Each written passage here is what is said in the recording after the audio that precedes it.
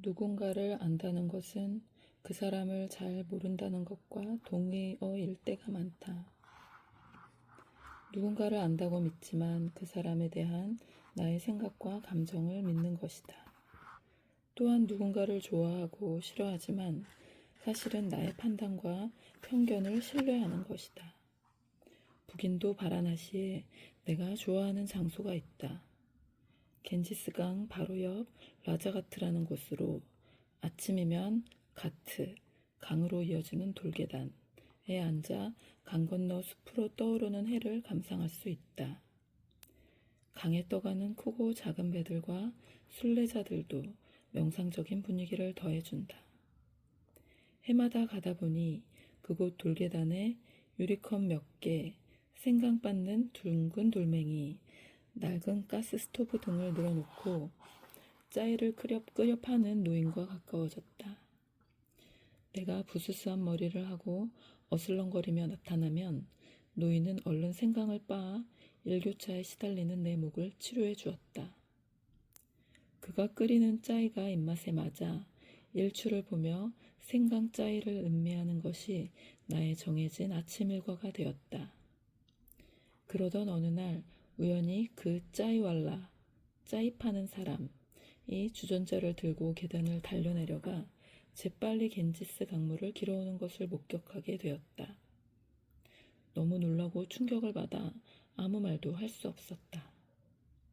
몇 년 동안 마신 짜이가 더러운 강물로 끓인 것이라니 실망과 배신감이 이루 말할 수 없었다. 그 이후 라자가트에는 가지 않게 되었다. 노인이 권하는 짜이를 거절할 수 없어 차라리 그쪽으로 가지 않는 쪽을 택했다. 그냥 재빨리 지나치거나 외면하면서 다른 갓으로 걸어가곤 했으며 노인은 갑자기 등 돌린 나를 서운하게 바라보았다. 내 지정석처럼 여러 해 동안 정해든 장소를 잃어 아쉬웠지만 어쩔 수 없었다. 지난해 겨울 다시 바라나시에 갔다가 이른 아침 라자가트를 지나가게 되었고 노인과 딱 마주쳤다. 노인은 반갑게 포옹까지 하면서 언제 왔느냐, 얼마나 있을 거냐 하고 물으며 짜이를 권했다. 잠시 주저하다가 겐지스 강물로 끓인 짜이 한 잔에 죽지는 않을 것이라고 스스로를 설득하며 돌 계단에 앉았다. 역시 그의 생강 짜이는 맛이 있었다.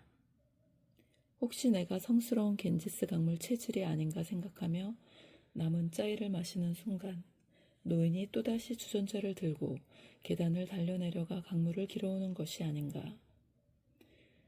더 이상 모르는 채 할 수만 없어서 노인에게 진지하게 말했다. 당신의 짜이를 좋아하고 이 장소가 마음에 들긴 하지만 오염된 강물로 끓인 짜이까지 좋아할 수는 없다고. 비위생적일 뿐 아니라 법으로도 금지되어 있지 않느냐고. 그러자 그는 강물로 짜이를 끓인 적이 없다며 펄쩍 뛰는 것이었다. 만만치 않은 노인이었다. 방금 전 붉은 아침해를 배경으로 강물을 떠오는 실루엣을 내 눈으로 목격했는데도 억지를 부리다니.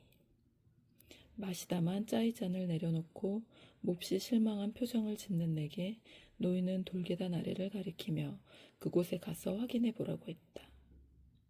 무슨 말인지 몰라 계단을 내려가 살펴보니 강 바로 위쪽에 파이프가 있고 그곳에서 물이 콸콸 흘러나오고 있었다.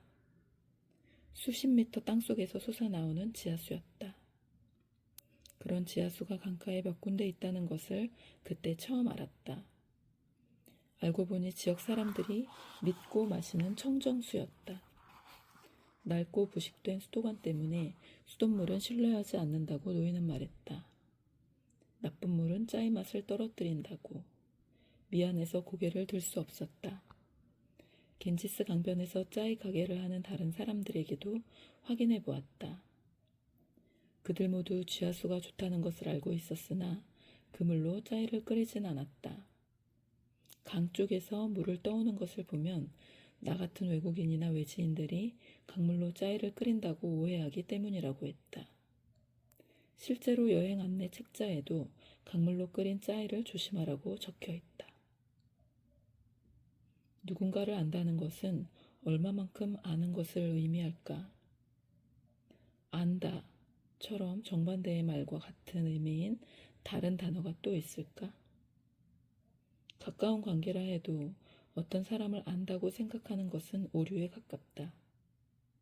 섣부른 판단으로 우리는 누군가를 잃어간다. 관계가 공허해지는 것은 서로를 모르기 때문이 아니라 안다고 착각하기 때문이다. 대부분의 경우 상대방이 향하는 방향만 볼 뿐 그가 어떤 지하수를 길어 올리는지 알려고 하지 않는다.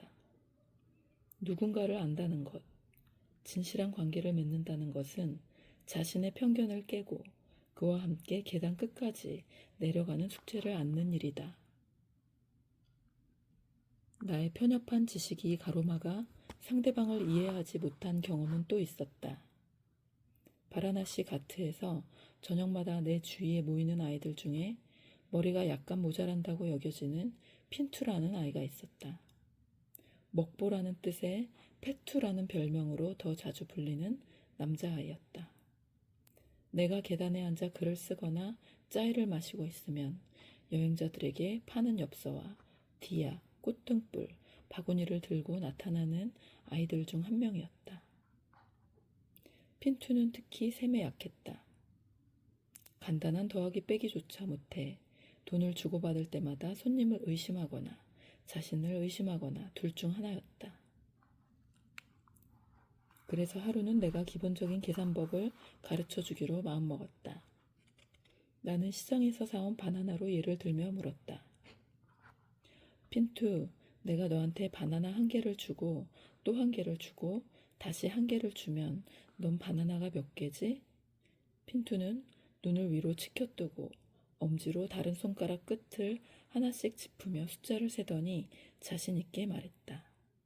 4개예요. 나는 다시 설명했다. 내가 지금 너한테 바나나 하나를 줄 거야. 그런 다음 하나를 더 주고 또다시 하나를 줄 거야. 그럼 너한테 바나나가 전부 몇 개지? 핀투는 다시금 흰자위가 보이도록 눈을 치켜뜨고서 좀 더 신중하게 손가락을 꼽으며 계산을 했다. 그러고는 말했다. 4개예요. 나는 달리 어찌할 방법을 알지 못한 채 바나나를 한 개씩 떼어 손에 쥐어주며 말했다. 핀투, 먹을 생각만 하지 말고 잘 들어봐. 내가 너한테 이렇게 바나나 한 개를 줬어. 그리고 또 한 개를 줬어. 그럼 2개를 준 거지. 이제 내가 이렇게 한 개를 더 줬어. 그럼 너한테 있는 바나나가 전부 몇 개지? 핀투는 뭔가 잘못되었다는 걸 감지하고 주눅이 들었다. 이마까지 찌푸리고서 다시 셈을 하더니 자신 없이 말했다. 4개예요. 나는 슬며시 화가 났다. 지난 1년 동안 어떻게든 학교를 보내려고 후원을 해왔는데 실망이 컸다. 그런데 내 억양이 강했던 모양이었다. 손에 들린 바나나를 액, 도, 틴, 하나, 둘, 셋 하며 큰 소리로 세어주자 핀투는 기가 죽어 약간 울먹였다. 미안한 마음이 들어 어깨를 어루만지며 내가 말했다. 괜찮아. 바나나는 네가 다 가져도 돼. 셈 공부는 다음에 또 하자. 핀투는 소매로 눈물을 닦더니 고개를 숙인 채 바지 주머니에서 바나나 하나를 꺼냈다. 내가 준 3개를 합해 노란 바나나가 4개였다.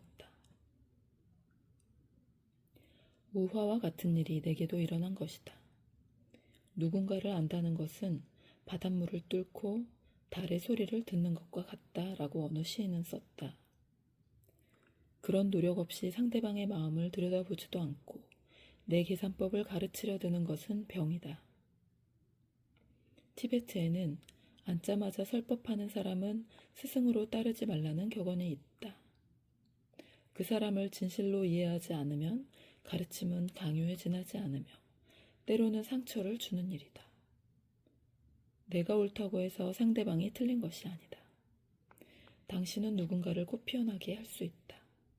그러나 그것은 그 사람의 꽃이 피어나도록 돕는 것이지 그 사람에게서 당신의 꽃이 피어나게 함을 의미하지 않는다. 머리가 모자라는 것은 핀투가 아니라 나였다.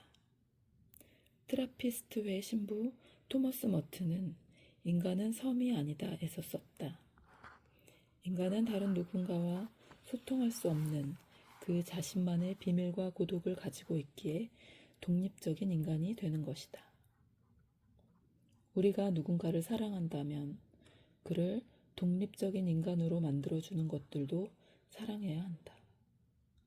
우리는 종종 사람들과 자신의 영혼을 모두 황폐하게 만든다. 그것은 자신을 중심에 놓고 자기 삶의 방식에서 상대를 판단하기 때문이다.